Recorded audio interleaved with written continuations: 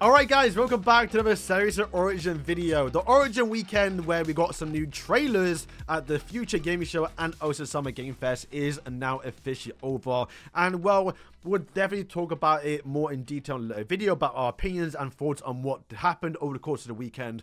But we do have two trailers to break down.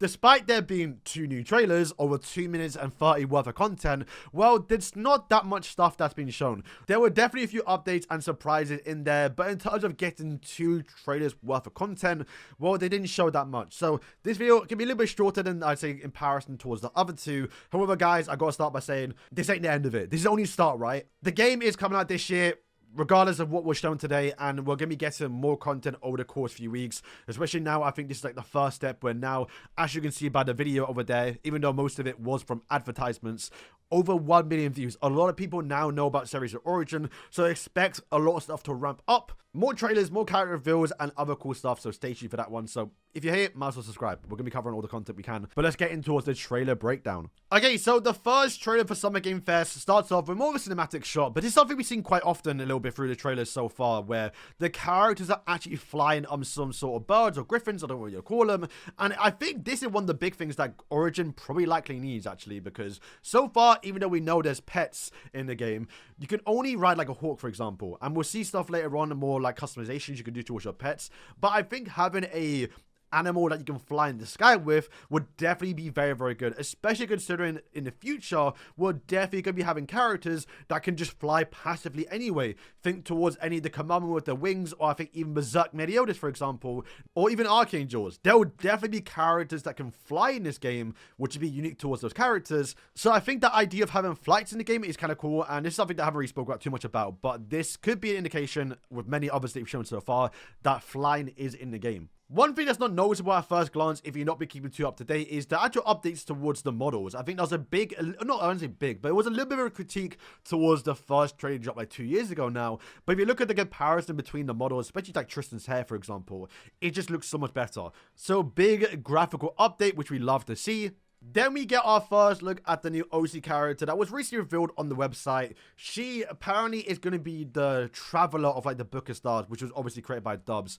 We don't know the lore behind the character, whether she's a part of the new race that we'll get through later on. However, she might serve as like the Paimon of the series, where like she's informing the travelers of what's going on. Probably looks like to be one of the more important OC characters that we've seen so far. Then we get some Fat King love.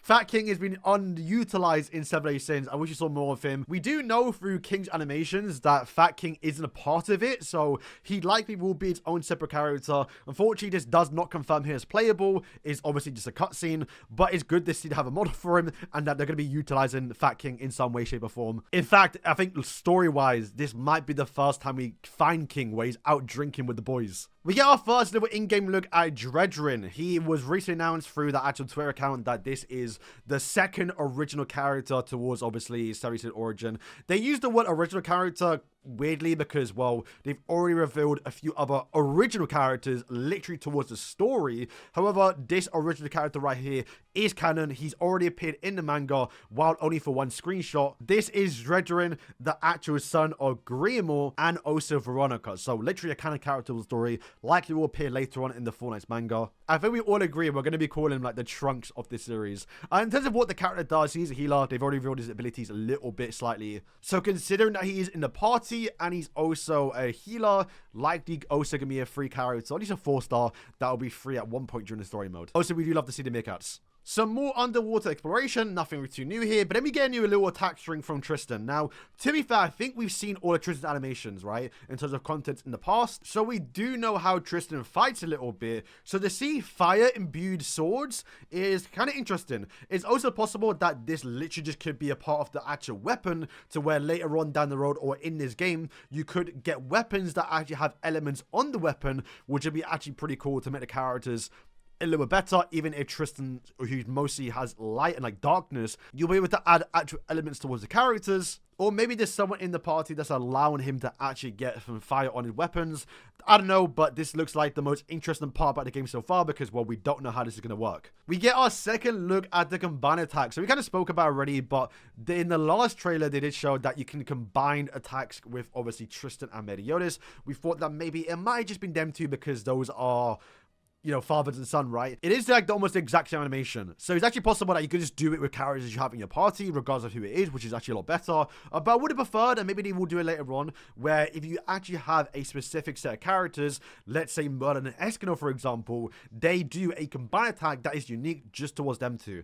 Definitely possible they could do that in the future, just a thought for mind. Then we get some more story content a little bit. This might actually be one of the first few chapters. I mean, from what we've seen so far, it looks like maybe Tiori and Tristan find the Book of Stars, and one of the first set of missions they have to go on to is towards the Fairy Forest, where you do see Fat King for the first time, and then you start to learn what's going on with the Fairy Forest, and you see Albion, like how we did in the normal series, attack the Fairy Forest. However, something does change.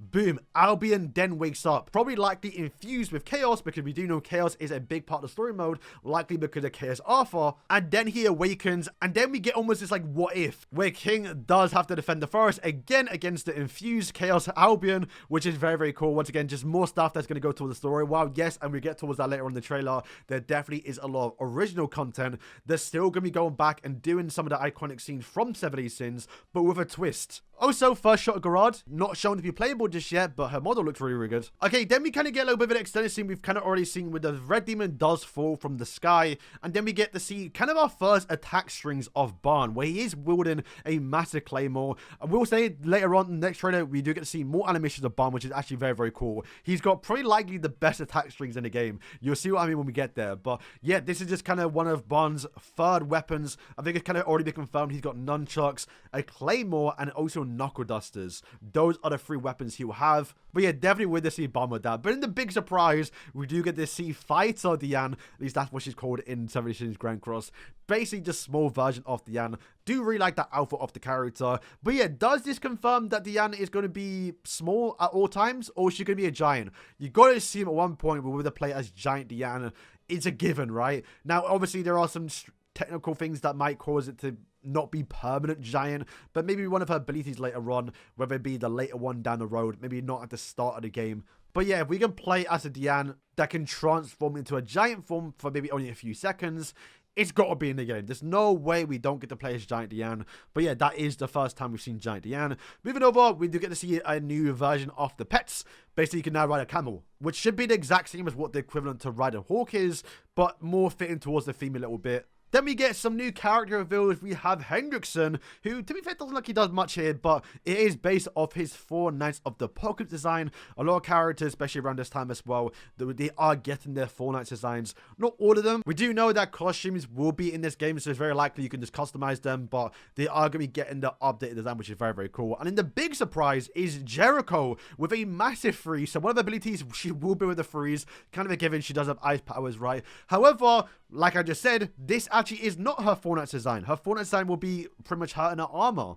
This is actually probably likely canon-wise around the time where she would probably look like this actually, before Lancelot goes to Benwick, I think it's called. But this actually was her design in the one-shot that came out after 7 Days Sins and before 4 Knights Apocalypse, which is actually where, once again, this story does take place. By far her best design, so I'm very glad they actually did it. But yeah, it's so cool to see her in game. And then we get another character reveal, which is going to be the new OC character. Still unaware of the name, but now we kind of get a full shot of the character, which does confirm she is a part of the new race in Set Free Origin, which is the Draco race. Probably likely just Dragon race, right? But it does confirm as playable. Once again, we've seen a few OC characters, but not all of them right now are confirmed to be playable. She is the only one.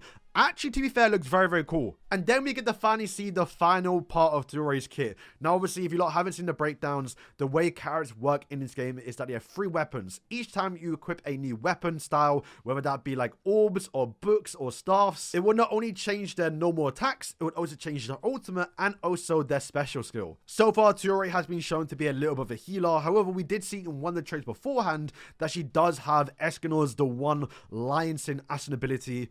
So basically right now, this is the closest thing we have towards Escanor being in Service Origin. If you don't know the lore behind Tiori, she does summon animals that do represent the actual sins. And of course, this lion being Escanor. But yeah, this actually is her animation for it. Could be a special skill or could be a normal attacks, but it looks very, very cool. I think most people probably using this one off Tiori because this will be basically the DPS version, where I think if you use like the sloth version, it's more or less towards a healer. Then we see another look at another OC character. We kind of already saw her already at the end of the last trailer. And then probably the biggest change so far is this new design of this new demon, which it does the exact same animation as we saw in the last trailer, which does mean they actually fully changed the model and design of this character, which is so much better. I remember when we first saw the initial reaction towards the original OC characters, or especially towards that demon, it was not only a shock to see more original characters in the game, but also because the design looked really, really bad. I remember thinking it was like a worse version of like Demon Hendrickson, just without the aura, and also just like an OC character created by a custom character you can do in like Xenoverse. Definitely a massive upgrade towards this character, especially considering that right now, at least, he looks like to be one of the main villains of the new Draco race. And then that wraps up the first trailer we had at Summer Game Fest. Like I did say, I mean, quite a long video to break down a little bit, but there wasn't that much new stuff in comparison to what we've seen over the last few years. Alright, so moving in towards trailer 2, guys, there's almost nothing here. There's nothing. Thank you, son. There's exactly 2 new shots that kind of extend kind of what we've already seen. It was this right here. This little hand slam is literally the only thing I think that is new. I mean, also get this little like map that Tristan does make. Those like the only 2 new shots. I do want to talk about this scene because this is something re-showed that I only realized now. But you do get to see Barn fight with Knuckle Dusters, and his animations are actually pretty cool. Like how we saw last time with Barn fighting with his massive claymore. This one seems to be more funnier with him kicking and punching with his hands in his pockets. I don't know. I just thought this is like so cool and unique towards Barn that I thought it was worth mentioning or bringing up for the second time because I didn't get to talk about it in my last breakdown. But yeah, guys, that will be wrapping up today's video. Those are the double breakdown of the 2 trailers we did get over the course of the Summer Game Weekend. Remember that this is only the start. We're definitely going to get more content, and now that more people know about the game, they're definitely going to gear up. And once, I guess, a release date is confirmed by Netmarble, while not probably released, they'll probably likely release a lot more content. So let me know what you were most excited for, at least what is shown over the course of the weekend. Definitely for me is Jericho. So guys, thank you for watching, and peace.